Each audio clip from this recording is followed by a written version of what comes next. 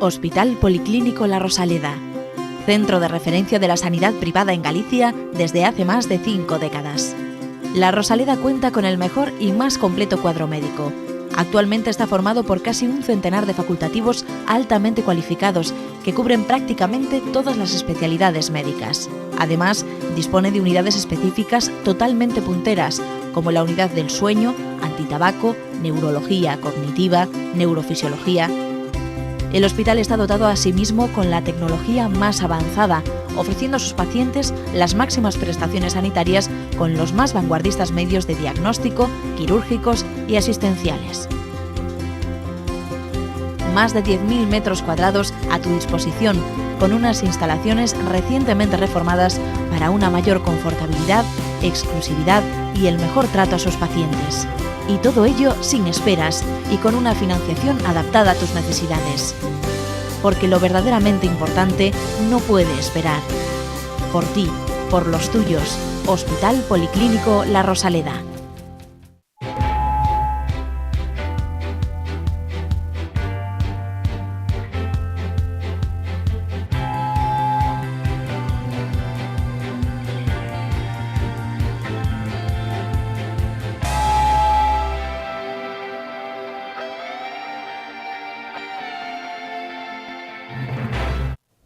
Hola, ¿qué tal? Muy buenas tardes. Bienvenidos una semana más a Falando de Saúde.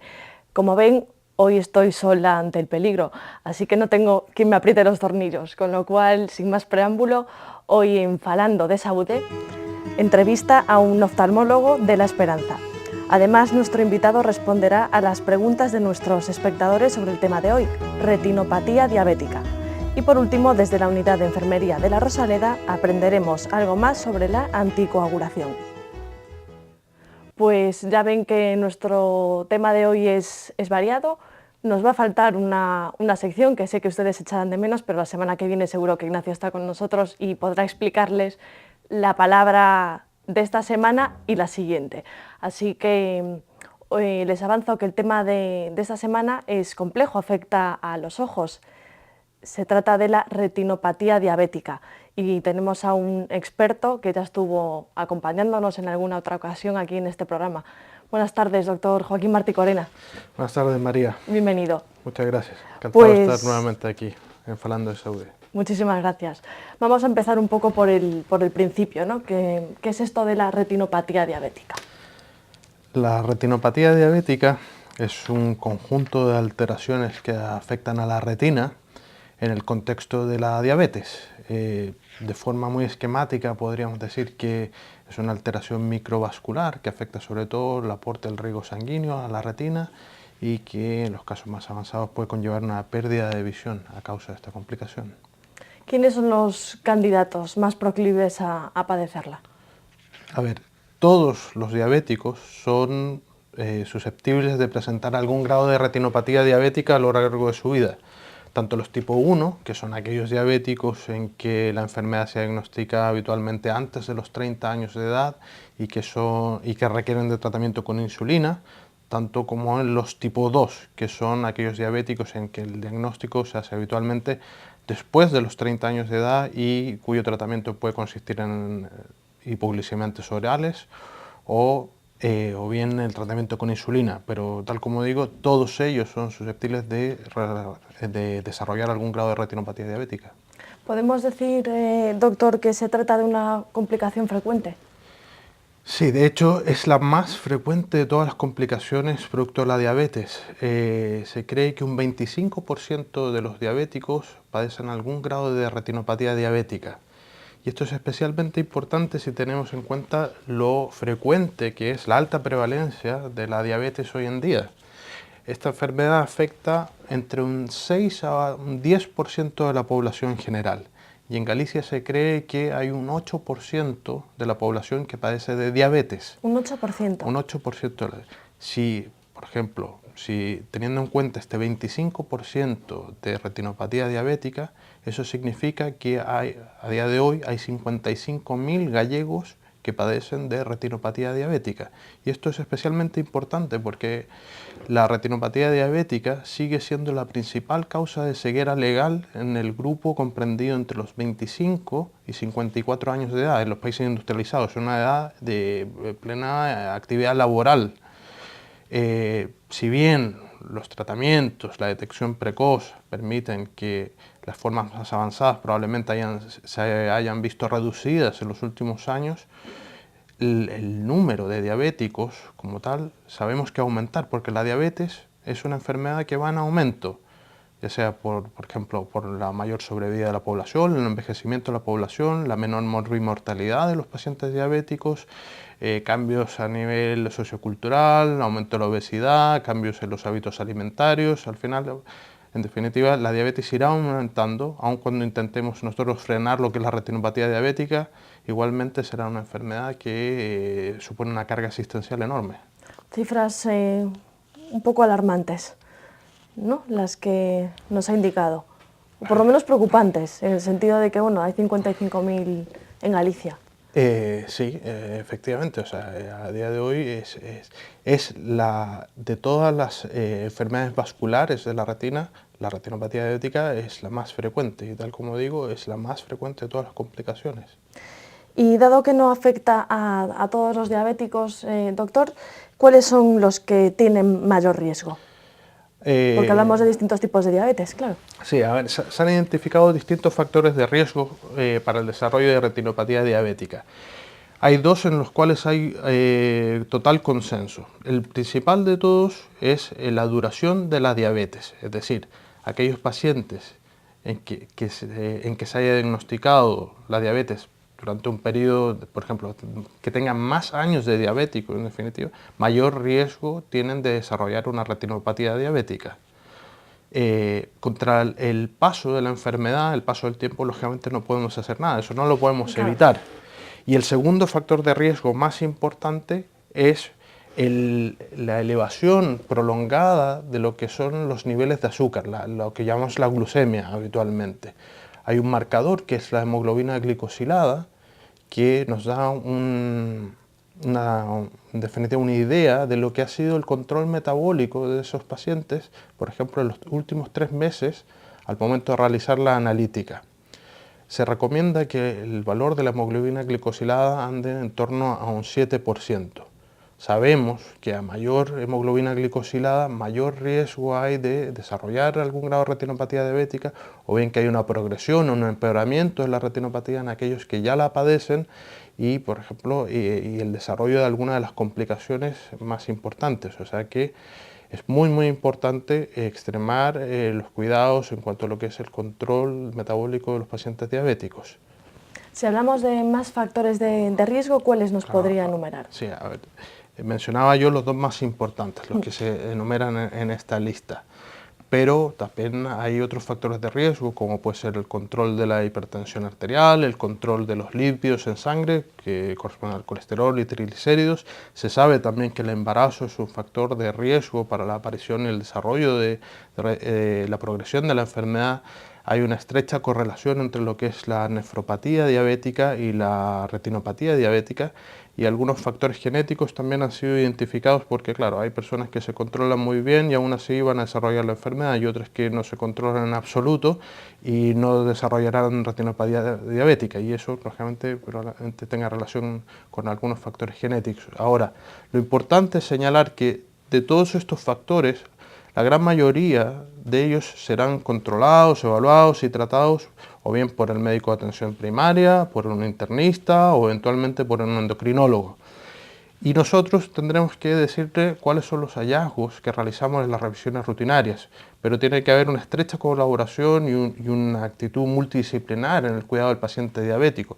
Los oftalmólogos normalmente no somos quienes controlan la tensión arterial ni el colesterol de estos pacientes, o sea que no es algo realmente que nos tenga que preocupar únicamente a nosotros. Forma parte de una cadena. Un trabajo multidisciplinar realmente.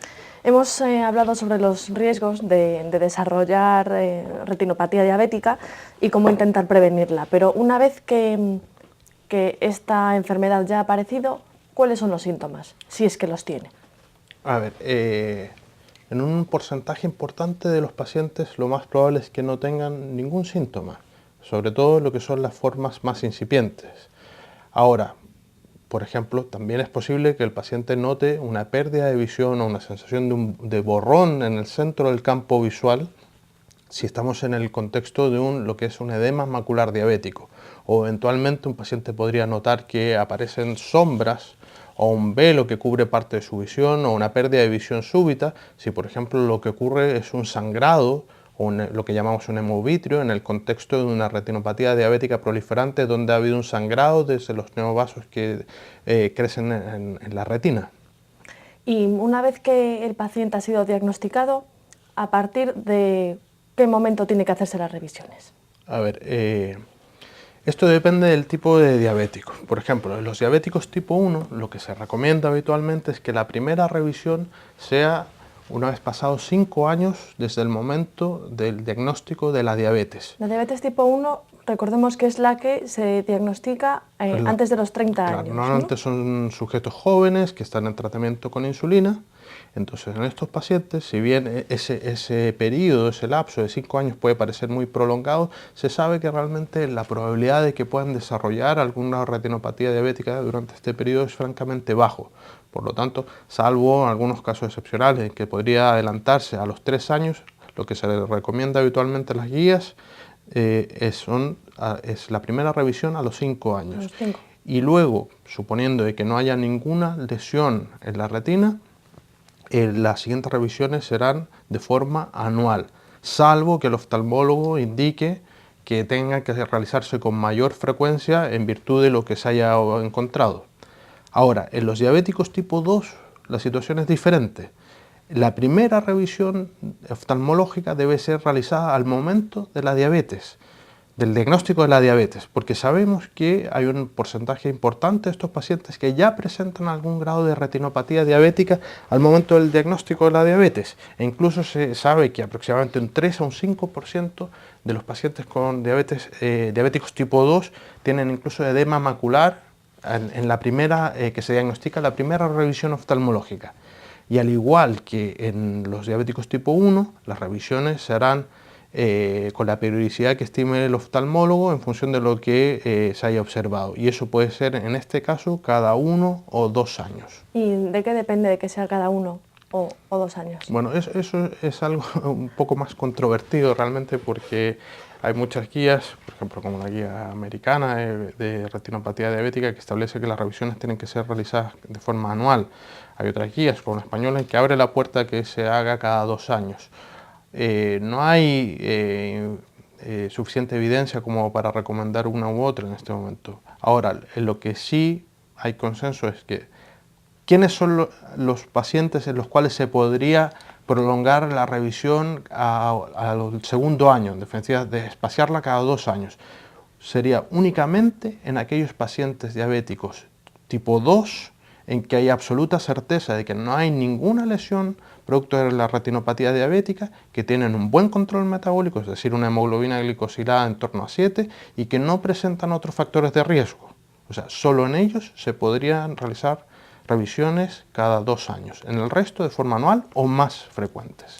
Entendido. Comentaba al principio de la entrevista que el embarazo es uno de los factores de riesgo, Sí. ¿no?, que pueden influir a la hora de sufrir retinopatía diabética, ¿no? Sí, el embarazo, que normalmente son mujeres jóvenes, habitualmente son diabéticas tipo 1, se sabe que por distintos cambios hormonales y metabólicos que ocurren en el embarazo, existe un mayor riesgo de aparición de la retinopatía y de progresión de las lesiones si es que las hay. Entonces lo ideal sería lógicamente haber realizado una revisión previa al embarazo, o sea que si es un embarazo programado, en definitiva saber qué pasa con la retina antes de esto. Luego, inmediatamente después de la concepción o lo más temprano dentro del primer trimestre de embarazo se recomienda la primera revisión del fondo de ojo. Y luego, una vez más, la frecuencia de revisiones a lo largo del embarazo dependerá de lo que diga el oftalmólogo. Y una vez ocurrido el parto, durante el primer año también hay que seguir con revisiones frecuentes. ¿En qué consiste esa revisión, doctor? A ver, si hablamos de una revisión oftalmológica, eso incluye normalmente la medición de la agudeza visual, presión intraocular, el examen de lo que es el segmento anterior del globo ocular, córnea, cristalino y dilatación de la pupila con gotas para poder conseguir ver con detalle lo que es el fondo de ojo, donde está la retina, que es lo que nos interesa vigilar, y el nervio óptico de ambos ojos. Eso es lo ideal realmente. Y eso es lo que se recomienda en muchas guías. Ahora, es cierto que algún paciente dirá, oiga, pero a mí no me ha mirado el oftalmólogo, me han hecho una fotografía en el centro de salud con una cámara, etcétera, etcétera. A ver, eso está bien, las cámaras han demostrado ser una buena herramienta de cribado, de cribaje en realidad, para poder determinar qué pacientes tienen que ser vistos por el oftalmólogo. En definitiva, lo que se intenta es disminuir la presión asistencial en el contexto de un servicio de salud público. En definitiva, se sabe que es imposible que las consultas de oftalmología atiendan a todos los diabéticos y hagan sus revisiones fondo de ojo. Ahora, si en la fotografía hay cualquier lesión sugerente de retinopatía diabética, lógicamente ese paciente tiene que ser derivado al oftalmólogo. Lo mismo, si la fotografía por alguna razón no tiene la calidad adecuada, ya sea porque hay catarata o no dilata bien el paciente, tiene una pupila muy pequeña, lo mismo. Si no hay absoluta certeza, tiene que ser derivado a una consulta de oftalmología. Hemos hablado pues, un poco de la prevención, la revisión y la detección de la retinopatía diabética en general. Sí. Pero también hay distintas formas de retinopatía diabética, ¿no, doctor? Sí, a ver, como en todas las enfermedades hay que distinguir distintos estadios. Lo primero, tenemos lo que es la llamada retinopatía diabética no proliferante, que es, por ejemplo, podemos distinguir lo que son las formas leves, moderadas, severas y muy severas, y tal como se puede ver en esta imagen. Aquí, producto del daño vascular, lo que se puede observar es la aparición de lesiones que son microneurismas, que son los pequeños puntos rojos que aparecen en el espesor de la retina, junto con estos microhemorragias, exudación, que se ven, son esas manchas blanquecinas, esos acúmulos de punteado blanquecino, que es producto de este líquido que se está filtrando desde los capilares que están dañados. Y también algunos otros signos que nos indican la falta de riego que hay en la retina, como puede ser exudados algodonosos, que es la mancha blanquecina que hay en la parte inferior de la fotografía.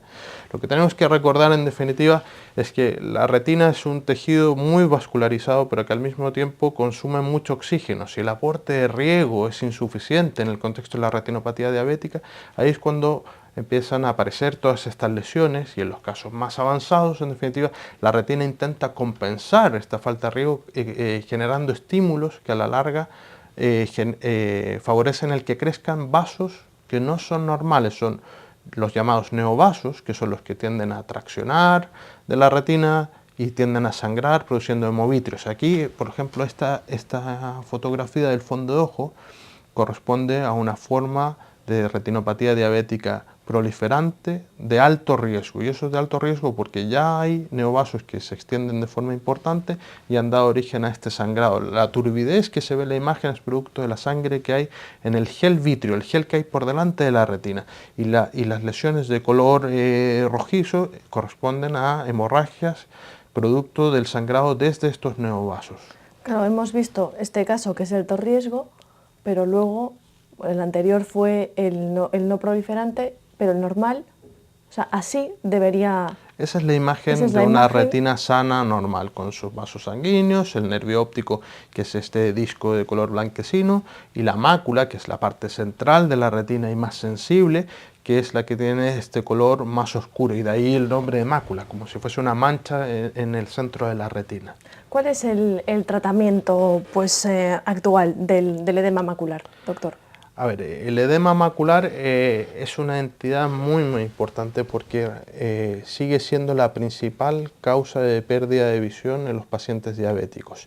El edema macular, podríamos graficar de forma muy gráfica, podemos decir que es el acúmulo de líquido en la mácula, en el espesor de la retina macular, como si fuese una esponja. En definitiva, es una retina que se ha encharcado por estos vasos sanguíneos que tienen una permeabilidad aumentada.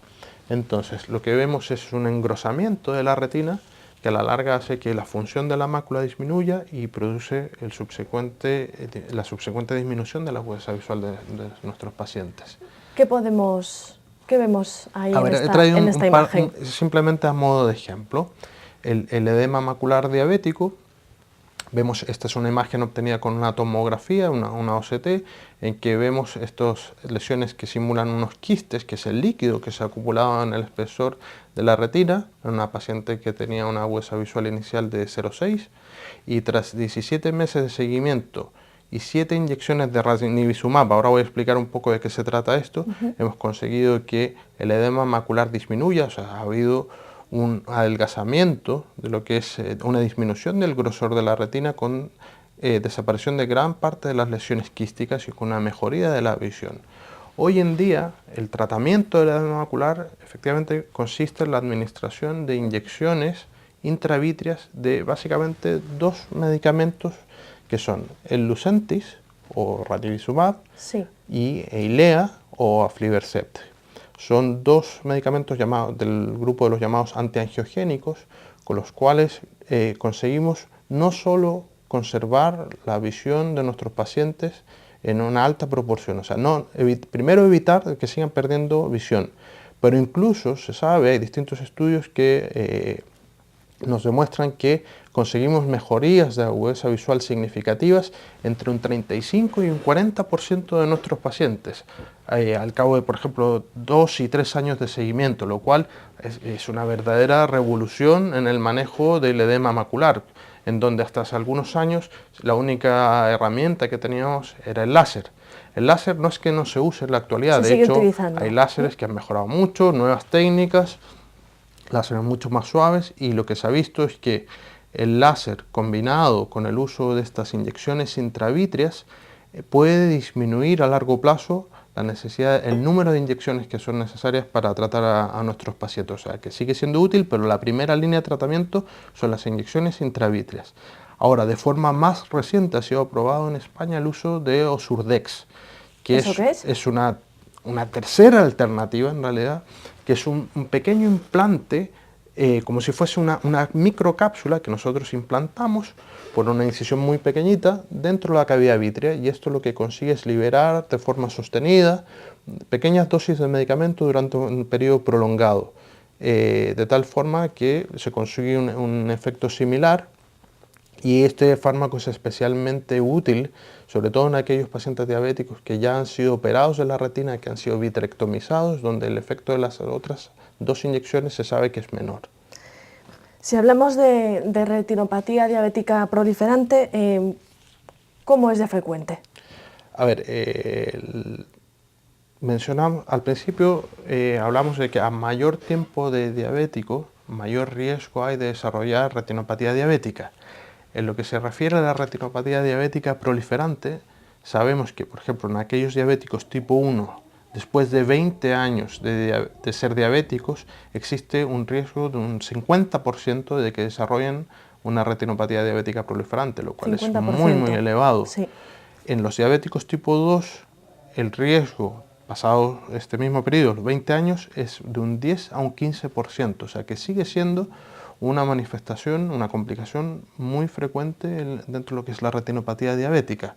Por ejemplo, a ver, si volvemos, en esta imagen, vimos anteriormente vimos lo que era el desarrollo de los neovasos y el sangrado que puede dar origen. Ahora, en esta imagen lo que vemos es un fondo de ojo de un paciente que ha sido tratado con láser, pero de forma insuficiente, ya que aún hay algunas zonas donde hay una falta de riego muy importante que han dado origen a neovasos, que son este ovillo de color rojizo que se ve en la parte derecha de la pantalla. Ahora, en este mismo paciente, tras completar el tratamiento con láser, lo que conseguimos fue un cierre de estos neovasos, que se ve como una cicatriz de aspecto blanquecino, y de esta forma prevenir una futura tracción, un futuro sangrado. En definitiva, el láser a día de hoy sigue siendo una herramienta muy frecuente, y de hecho la retinopatía diabética proliferante sigue siendo el primer tratamiento de elección. A diferencia del edema macular, donde son las inyecciones, la retinopatía diabética proliferante es el láser. Las inyecciones también se usan, pero de distinta forma. Y si a pesar del láser hay sangrado, ¿qué opciones de tratamiento tenemos? A ver, una retina de un diabético es un tejido muy frágil, muy friable. Si ese paciente ha sangrado a pesar de haber recibido láser, siempre va a ser mejor una retina con láser que sin láser, porque ese láser nos va a dar cierto margen de maniobra. Podemos ver si esa sangre se reabsorbe y podemos completar el láser y de alguna forma intentar de que no vuelva a sangrar. Ahora, si se trata de un paciente que ha sangrado pero sin haber recibido láser de forma previa, o por ejemplo en que la cuantía del sangrado nos impide dar láser o ver el fondo de ojo y vemos que eso no se reabsorbe, lógicamente ahí entramos ya en otro terreno, que es el tratamiento quirúrgico de la retinopatía diabética. Hay que realizar lo que se llama una vitrectomía para limpiar todo eso y poder aplicar el tratamiento adecuado. Y vamos a ver, de todos modos, viendo un poco todo esto, técnicamente parece muy difícil, ¿no? Que se pueda hacer todo esto en un espacio tan pequeño, ¿no?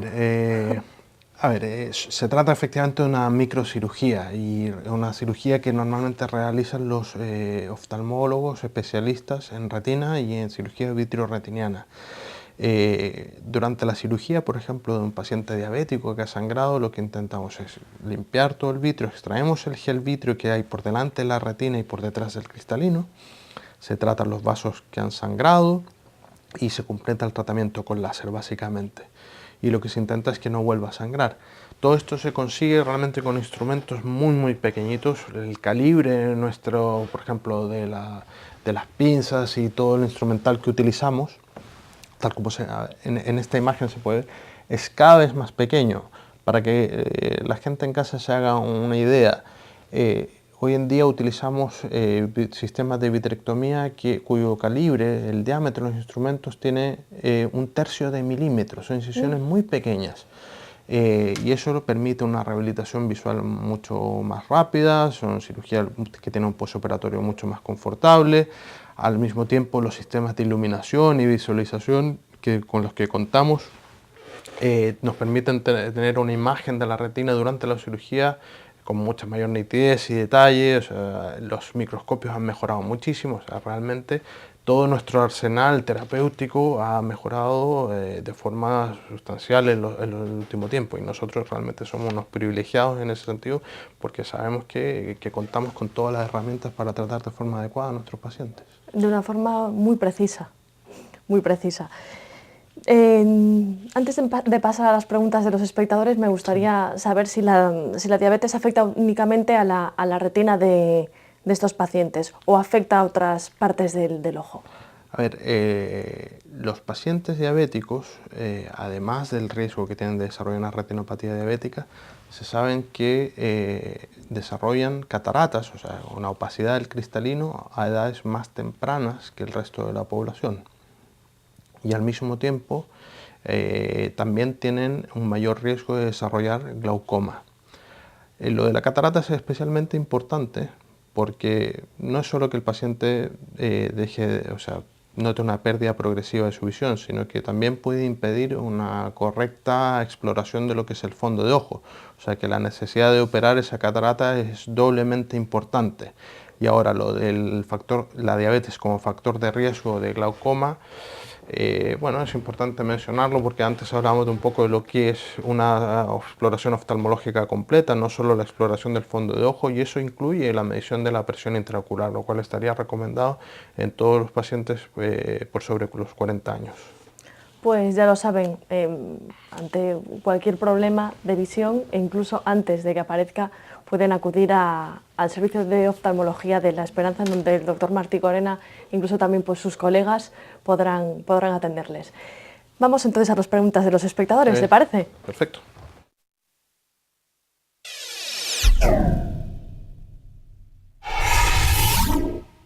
Como saben, pueden enviar sus preguntas, todas sus dudas, a través del correo electrónico a falandodesaude@correotv.es, o si lo prefieren nos pueden mandar sus mensajes, colgar sus vídeos, sus sugerencias, es decir, lo que ustedes quieran, a través de las redes sociales como son Facebook y Twitter. Primera pregunta, doctor.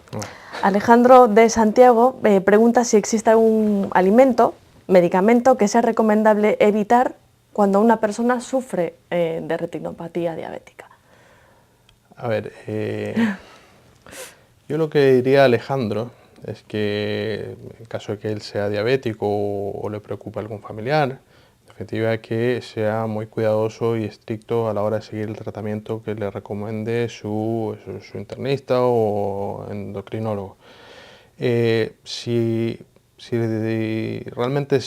la pregunta es qué medicamentos hay que evitar, entre los diabéticos siempre ha habido cierta preocupación con el uso de aspirina, porque se pensó en algún momento que podía aumentar el riesgo de sangrados a nivel de los neovasos que hemos comentado.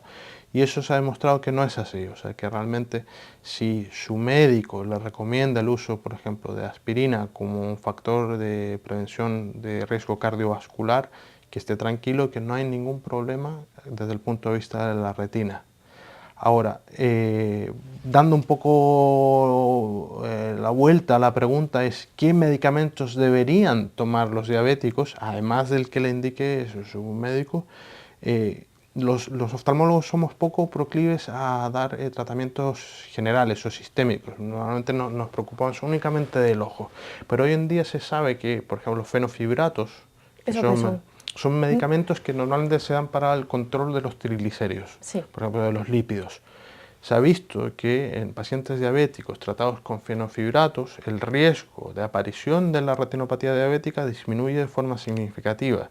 Lo mismo ocurre con la aparición de edema macular, con la progresión de las lesiones, o sea que claramente hay un beneficio en aquellos pacientes tratados con fenofibrato y ya no necesariamente como tratamiento para disminuir los triglicéridos. O sea que es algo que tenemos que plantearnos ya no solo los oftalmólogos, sino que el médico tratante de este paciente diabético. Ya por último, Natalia de Teo pregunta cómo son los cuidados que un paciente debe llevar a posteriori de haber recibido el diagnóstico de retinopatía diabética. Es un poco incidir sobre lo que hemos comentado, pero sí, ¿qué nos puede decir al respecto? A ver, primero que haga sus revisiones periódicas. Eso es la única forma de tener que no tenga un disgusto el día de mañana porque no se detectó o no se trató a tiempo alguna complicación oftalmológica. Pero lo más importante es sin duda el control de los factores de riesgo, que era lo que comentamos al principio. O sea, control metabólico, mantener la hemoglobina, los glicosilados lo más controlada posible, en torno a 7, control de tensión arterial, lípidos, etcétera, etcétera. Eso es lo que a la larga va a ayudar a prevenir o disminuir el riesgo de desarrollar una retinopatía diabética.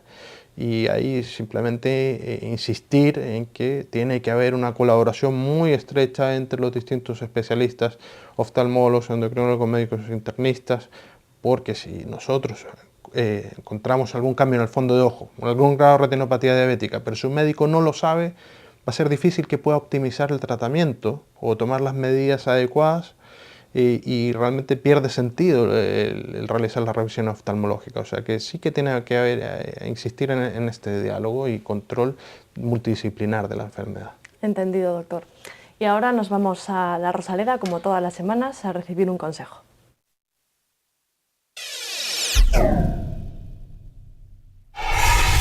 Ola, chamo Martín, son enfermeiro do Hospital Policlínico La Rosaleda e vou vos dar unha serie de recomendacións sobre a anticoagulación oral, como o Sintrom, que se utilizan para evitar a formación de trombos en persoas con problemas cardiocirculatorios. Estes fármacos controlanse mediante análises sanguíneos periódicos, polo tanto é moi importante a súa correcta administración. Débense tomar sempre á mesma hora e na cantidade indicada. En caso de olvido poderíase modificar a hora, pero nunca modificarse o día para non modificar así a pauta. Debes seguir unha dieta equilibrada, evitando o sobrepeso e tamén evitando alimentos ricos en vitamina K, como poden ser a coliflor, as coles de Bruselas, as lentellas, o chocolate. Por este mesmo motivo, tamén debemos evitar automedicarnos. Por efecto da anticoagulación, as hemorraxias son difíciles de deter, Por lo tanto, debemos ter cuidado na nosa vida cotidiana, así como avisar aos profesionais sanitarios da súa toma para que o teñan en conta nos seus procedimentos. No caso das mulleres non se pode tomar conxuntamente con anticonceptivos orais porque aumentan o risco de trombosis. Hai que ter precaucións co DIU porque aumentan o risco de sangrado e están contraindicados no embarazo por malformacións fetais. Se se presenta un sangrado que non cede, hematomas que non teñen unha causa aparente, dificultade para falar ou pérdida de forza ou de sensibilidade en calquera parte do corpo, hai que acudir a urxencias. Pues esto ha sido todo por hoy. El programa, pues quizá la entrevista fue un poquito más larga de lo habitual, pero seguro que ha valido la pena estar ahí pegado al televisor después de haber recibido la lección magistral del doctor Martí Corena. Muchísimas gracias, doctor, y hasta la próxima. Espero que la próxima sí pueda estar Ignacio con nosotros. Muchas gracias, María. Saben que pueden encontrarlo en el servicio de oftalmología de La Esperanza. Y a ustedes, pues les deseo que tengan una muy buena semana, que estén con nosotros la semana que viene y, como dice mi colega Ignacio, el mejor de mis deseos, salud y suerte.